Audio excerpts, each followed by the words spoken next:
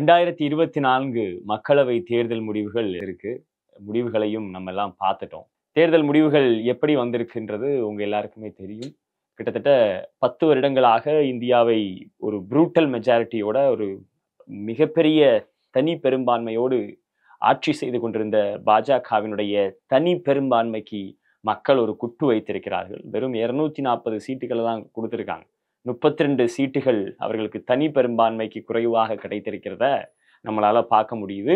ஆட்சி அமைப்பதிலும் பல சிக்கல்கள் இருப்பதாக நமக்கு செய்திகள் வந்து கொண்டிருக்குது. என்னன்னா, இப்போ ஒரு கூட்டாட்சி தான் நடக்கும் அப்படின்னா சந்திரபாபு நாயுடைய சப்போர்ட் வேணும், நிதிஷ்குமாரனுடைய சப்போர்ட் வேணும். சந்திரபாபு நாயுடைய சப்போர்ட்டும் நிதிஷ்குமாரனுடைய சப்போர்ட் இருந்தாலுமே கூட ஆட்சி அமைக்க முடியாத ஒரு அவல நிலையில தான் இன்னைக்கு பாஜகவினுடைய நிலைமை இருக்கிறத நம்மளால பார்க்க முடியுது. அதாவது இப்போ ஏக்நாத் ஷிண்டே உடைய அந்த சிவசேனா ஏக்நாத் ஷிண்டே ஃபேக்ஷனோட சப்போர்ட்டும் வேணும். ஆல்மோஸ்ட் கூட்டணியில இருக்கக்கூடிய எல்லா கட்சிகளுடைய ஆதரவும் இருந்தா மட்டும்தான் ஆட்சி அமைக்க முடியும் அப்படிங்கிற ஒரு இக்கட்டான சூழ்நிலையில தான் இன்னைக்கு பாஜக மாட்டிக்கிட்டு இருக்கிறத நம்மளால பார்க்க முடியுது. மக்கள் ஒரு மிக தெளிவான தீர்ப்பை இந்த தேர்தலில் கொடுத்திருப்பதை நம்மளால பார்க்க முடியுது. பாஜகவிற்கு மீதான அதிருப்தி, அதுவும் குறிப்பாக உத்தரப்பிரதேசம் அப்படியே மாறி இருக்கிறது அப்படிங்கிறதெல்லாம் ஒரு மிகப்பெரிய மாற்றத்திற்கான வாக்கா தான் நம்மளால பார்க்க முடியுது. அப்ப இப்ப என்னன்னா, இதுல முக்கியமான விஷயம், இந்த கூட்டாட்சியினால் அதிகமாக பாதிக்கப்பட போவது யார் அப்படிங்கிற கேள்வி ஒண்ணு இருக்கு. எப்போதுமே கூட்டாட்சிகள் ஒரு நாட்டை வளர்த்துவதற்கு உதவி இருந்தாலும் மோடி அல்லது இந்திய பாஜக கூட்டாட்சி தத்துவத்தை எப்படி பார்க்கிறது அப்படிங்கிற ஒரு மிகப்பெரிய கேள்வி இருக்கு. ஏன் இதை சொல்றேன் அப்படின்னா, 2024 தேர்தல் பிரச்சாரங்களின் போது மோடி கூட்டாட்சி தத்துவத்திற்கு எதிராகவே பேசி கொண்டிருந்திருக்கிறார். ஒரு கூட்டாட்சி அமைஞ்சுது அப்படின்னா அது ஒரு ஸ்திரத்தன்மையற்றதாக இருக்கும் அப்படிங்கெல்லாம் மோடி பேசினதை நம்மளால கேட்க முடியுது. அப்போ ஒரு கூட்டாட்சி தத்துவத்தின் மீது நம்பிக்கை இல்லாதவர்கள் எப்படி ஒரு கூட்டாட்சியை முன்னெடுக்க போகிறார்கள் அப்படிங்கிற ஒரு மிகப்பெரிய கேள்வி நமக்கு நிக்குது. சரி, இதை ஒரு பக்கம் வச்சுப்போம். இது பல ஊடகங்கள் பல நாட்களாக பேசிட்டு இருக்கிறாங்க.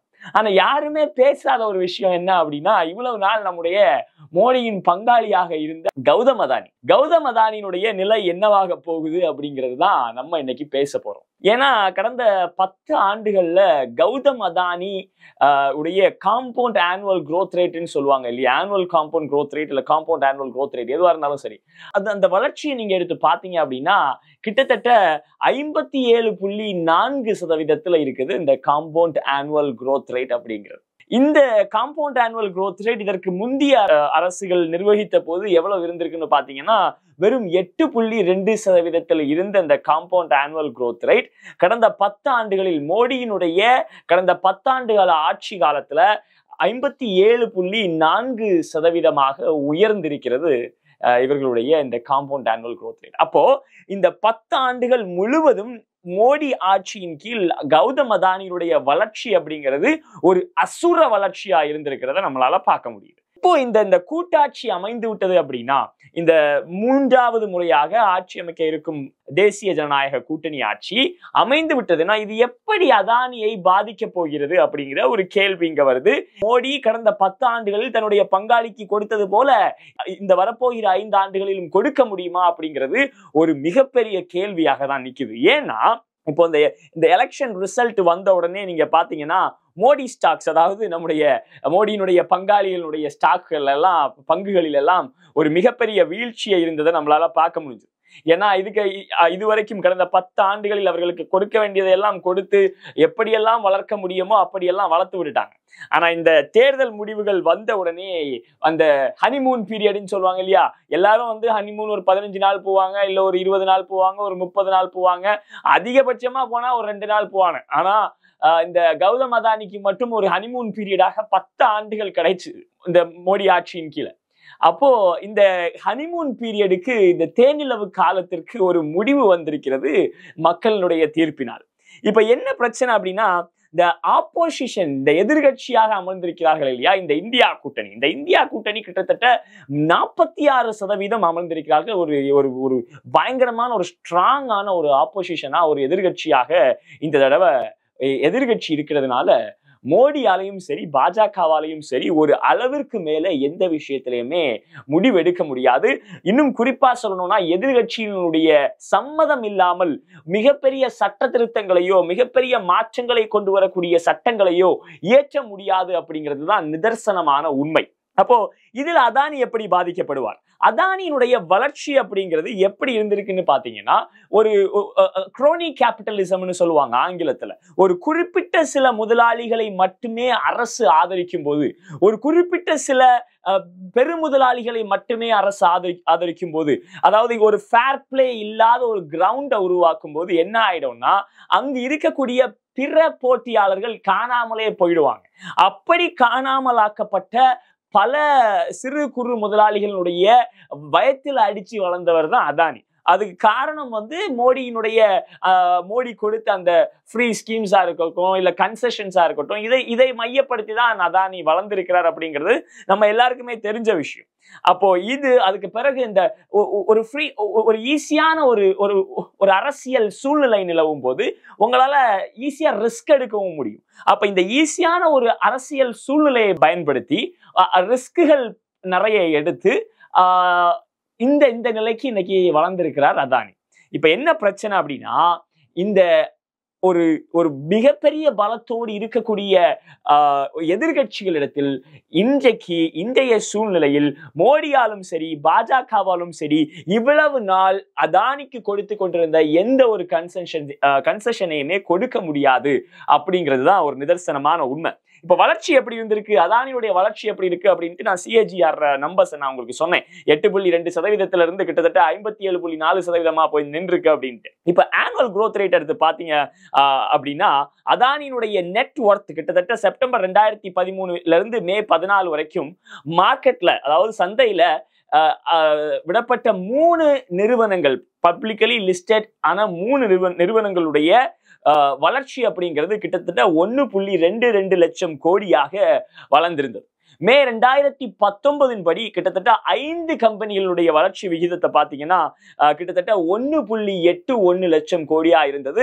இந்த 2024 தேர்தலுக்கு முன்னால பாத்தீங்கன்னா அதானி குரூப்ஸ் கிட்டத்தட்ட 10 நிறுவனங்கள், அதானியுடைய 10 நிறுவனங்களுடைய ஒட்டுமொத்த மார்க்கெட் கேப் 17.5 லட்சம் கோடியாக இருந்ததை நம்மளால பார்க்க முடிஞ்சது. இந்த வளர்ச்சிக்கு எல்லாம் காரணம் மோடி அனுகூலமாக்கி கொடுத்த இந்த ஒரு பொலிட்டிக்கல் செனாரியோவும் மோடியினுடைய அரசு கொடுத்து கொண்டிருந்த கன்செஷன்ஸும் தான் காரணம். இப்ப என்னன்னா, இந்த அதானியினுடைய வளர்ச்சியை நீங்க நல்லா உற்று நோக்குனீங்க அப்படின்னா எங்க இருந்து வந்திருக்கும், ஒரு பப்ளிக் செக்டாராக இருக்கக்கூடிய கம்பெனி அக்விசிஷன் பண்றதா இருக்கட்டும், அப்படி இல்லைன்னா இன்ஃப்ராஸ்ட்ரக்சர் ப்ராஜெக்ட்ஸ்ல நிறைய இன்வெஸ்ட் பண்றதா இருக்கட்டும். நீங்க கூட பார்த்திருப்பீங்க, துறைமுகங்கள், இந்த மாதிரி இன்ஃப்ராஸ்ட்ரக்சர் ப்ராஜெக்ட்ஸ்ல இன்வெஸ்ட் பண்றதா இருக்கட்டும். குறிப்பாக அதானியினுடைய பல இன்வெஸ்ட்மெண்ட்ஸ் துறைமுகங்கள்ல தான் இருந்திருக்கிறத நம்மளால பார்க்க முடியுது. APSEZ சொல்லக்கூடிய Adani ports and special economic zone அப்படின்னு சொல்லக்கூடிய அதானி நிறுவனங்கள் கிட்டத்தட்ட 15 துறைமுகங்களில் 627 மில்லியன் மெட்ரிக் டன் அளவிற்கு உரிய ஆபரேஷன்ஸை கண்டக்ட் பண்ணிட்டு இருக்கிறாங்க. கிட்டத்தட்ட 15 துறைமுகங்கள்.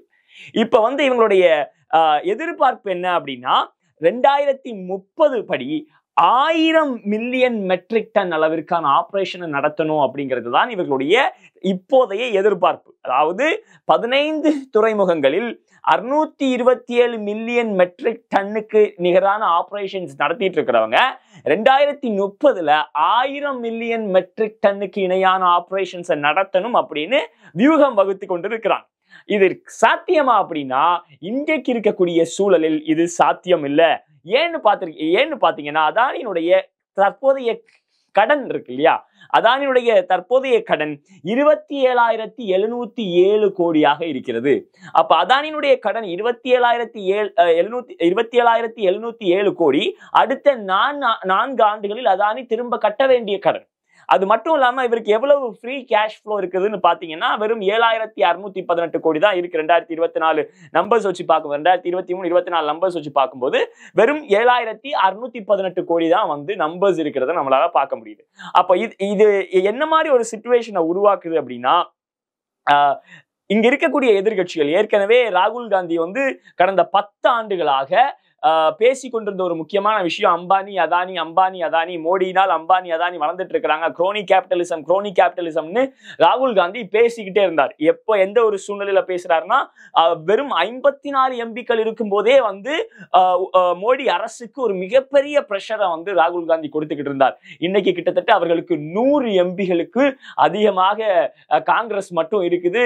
இந்தியா கூட்டணி கிட்டத்தட்ட 234 எம்பிக்களை வச்சுக்கிட்டு இருக்கிறாங்க. இந்த மாதிரி ஒரு சூழ்நிலையில் அதானிக்கு ஆதரவாக எந்த ஒரு முடிவையும் எடுப்பதற்கு சாத்தியமில்லை அப்படிங்கிறது தான் நமக்கு இதுல இருந்து ரொம்ப கிளியராகவே தெரிய வருது. அது மட்டும் இல்லாம அதானி என்ன பிளான் பண்ணியிருந்தாருன்னா 5G telecom, defence, water industry, அது மட்டும் இல்லாம ரியல் எஸ்டேட், ஃபார்ம் கிரெடிட், இந்த மாதிரி பல அதாவது எந்த இடங்களிலெல்லாம் ரொம்ப லாஸ் வந்து ரொம்ப இறுக்கமாக இருக்குமோ, எந்த துறைகளில் எல்லாம் நிறைய ஸ்ட்ரிஞ்சன்ட் லாஸ் இருக்குதோ அதுல எல்லாம் அவருடைய பிசினஸ எக்ஸ்பேண்ட் பண்ணணும், விரிவாக்கம் செய்யணும் அப்படிங்கிறது தான் அதானியுடைய திட்டமாக இருந்தது. இப்ப நிலைமை எப்படி இருக்குன்னா இந்த இன்றைக்கு நிலவக்கூடிய பொலிட்டிக்கல் செனாரியோஸ் எல்லாம் நீங்க எடுத்து பாத்தீங்கன்னா அப்படி ஒரு விரிவாக்கத்தை செய்வதற்கான அனுகூலங்கள் கௌதம் அதானிக்கு இல்லை அப்படிங்கிறது தான் நம்மளால புரிஞ்சுக்க முடியுது. அது மட்டும் இல்லாம தாராவி ரீடெவலப்மெண்ட் ப்ராஜெக்ட் ஏற்கனவே பிரச்சனைக்குள்ளாக்கப்பட்ட, ஏற்கனவே பல விமர்சனங்களுக்குள்ளாக்கப்பட்ட, பல கேள்விகள் எழுப்பப்பட்ட இந்த தாராவி ப்ராஜெக்ட் அப்படிங்கிறத மறுபடியும் கண்டிப்பா நம்ம எதிர்கட்சிகள் கையில் எடுக்க போறாங்க. இன்னும் கடுமையான விமர்சனங்கள் வைக்கப்பட போகுது, லிட்டிகேஷனுக்கு போக போகுது, சட்ட கேஸ் போட போறாங்க, அது பயங்கரமான லீகல் பேட்டிலுக்குள்ள போக போகுது. அப்படி போகும்போது அதானியினுடைய வீழ்ச்சி ஆரம்பமாயிருக்கிறது அப்படிங்கிறது தான் நமக்கு இதுல இருந்து ரொம்ப தெளிவாவே நமக்கு தெரிய வருது. அது மட்டும் இல்ல, இதெல்லாம் கடந்த வாரம் நம்முடைய சேனல்ல நம்ம பேசுற மாதிரி டான்ஜெட்கோ தமிழ்நாடு மின் வாரியத்திற்கு வழங்கிய நிலக்கரி ஊழல், அந்த நிலக்கரி ஊழலும் கூட இன்னும் விஸ்வரூபம் எடுக்க காத்திருக்கிறது. அது மட்டும் இல்லாம நான் ஏற்கனவே சொன்ன மாதிரி அதானியினுடைய வளர்ச்சி எல்லாம் அந்த அக்விசிஷன், அது மட்டும் இல்லாம இங்க இருக்கக்கூடிய பப்ளிக் செக்டார் கம்பெனிகளை பிரைவேட்டைஸ் பண்ணது, இப்படிப்பட்ட ரூபத்தில் தான் வளர்ந்திருக்கிறது அப்படிங்கிறது டேட்டாக்கள் நமக்கு சொல்லுது. அப்படி இருக்கும்போது இந்த 5 ஆண்டுகளில் தேசிய ஜனநாயக கூட்டணியினுடைய இந்த 3வது 5 ஆண்டுகளில் எத்தனை பப்ளிக் செக்டார் கம்பெனிஸை இவங்க பிரைவேட்டைஸ் பண்ண முடியும் அப்படிங்கிற ஒரு மிகப்பெரிய கேள்வி இருக்குது. ஏன்னா தெலுங்கு தேசம் கட்சியினுடைய சந்திரபாபு நாயுடும் சரி, நிதிஷ்குமாரும் சரி, கண்டிப்பா மோடியை இவ்வளவு நாள் அவர் ஆட்சி செய்து கொண்டிருந்தது போல ஆட்சி செய்ய விடமாட்டார்கள் அப்படிங்கிறது தான் நமக்கு இங்க வந்துட்டு இருக்கிற செய்திகள் சொல்லுது. ஏன்னா ஏற்கனவே சபாநாயகர் பொறுப்பு வேணும், எங்களுக்கு இத்தனை கேபினெட் மினிஸ்டர் வேணும், 3, 4, 5ன்னு சொல்லி கேட்டுட்டு இருக்கிறதா பல செய்திகள் நமக்கு சொல்லிக்கிட்டு இருக்கு. அப்ப இந்த சூழ்நிலையில் கண்டிப்பாக அதானிக்கு அனுகூலமான விஷயங்களை மோடியால் செய்ய முடியாது அப்படிங்கிறது தான் இந்த கரண்ட் பொலிட்டிக்கல் கிளைமேட் வந்து நமக்கு சொல்லுது. சோ இப்ப பிரச்சனை என்னன்னா ஆப்போசிஷன் இந்தியா கூட்டணி வந்து எதிர்கட்சியாக அமர்ந்து கண்டிப்பாக கையில் எடுக்க போகக்கூடியது இந்த அம்பானி அதானி பிரச்சனையை மீண்டும் தோண்டுவாங்க. இந்த ஸ்டாக் மேனிப்புலேஷன், அந்த ஜூன் 4ஆம் தேதிக்கு முன்பு அந்த எக்ஸிட் போல்ஸ் ரிலீஸ் பண்ணி நடந்த ஸ்டாக் மேனிப்புலேஷன் எல்லாம் பேசும்போது ஒரு பொலிட்டிக்கல் கிளைமேட்டே வந்து அதானிக்கு எதிராக ஆரம்பித்திருக்கிறது அப்படிங்கிறது தான் இதனுடைய முடிவா நம்ம பார்க்கணும். முக்கியமா என்னன்னா இந்த தேர்தல் முடிவுகள் பாஜகவினுடைய முடிவின் ஆரம்பமாக இருக்குதோ இல்லையோ அது கண்டிப்பாக இருக்கும் என்று பல அரசியல் வல்லுநர்கள் எல்லாம் பேசிட்டு இருக்கிறாங்க. இந்த தேர்தலுடைய முடிவுகள் வந்து பாஜகவினுடைய முடிவின் ஆரம்பமாக இருக்க போகுது அப்படின்ட்டு. அதே மாதிரி இந்த தேர்தல் முடிவுகள் மூலம் மக்கள் இன்னொரு மிகப்பெரிய செய்தியை சொல்லி இருக்கிறார்கள். என்னன்னா கௌதம் அதானியினுடைய முடிவும் இந்த தேர்தல் முடிவின் மூலமாக ஆரம்பித்திருக்குது அப்படிங்கிறது தான் நம்ம இதுல இருந்து புரிஞ்சுக்க வேண்டியதா இருக்கு. நன்றி. உங்களுக்கெல்லாம் தெரியும், ரீசெண்டாக மீடியாவில் பார்த்துருப்பீங்க, ஏன்னா தமிழ்நாடு காங்கிரஸ் கமிட்டி ஊடக பிரிவு தலைவராக அப்பாயிண்ட் பண்ணியிருக்காங்க. ஸோ பொலிட்டிக்கலாக என்னோட வியூஸ் என்ன அப்படின்னு நீங்கள் ட்விட்டரில் ஃபாலோ பண்ணணும்னு நினச்சிங்க @AnandS1967 என்னை ஃபாலோ பண்ணுங்கள். என்னோட real original ID Twitter ID for politics அதுதான். ஸோ பாலிட்டிக்ஸ் சம்மந்தப்பட்ட என்னோட எல்லா ஒப்பீனியன்ஸ், வியூஸ் எல்லாமே அதில் வரும். அதில் ஃபாலோ பண்ணுங்கள். நன்றி, வணக்கம்.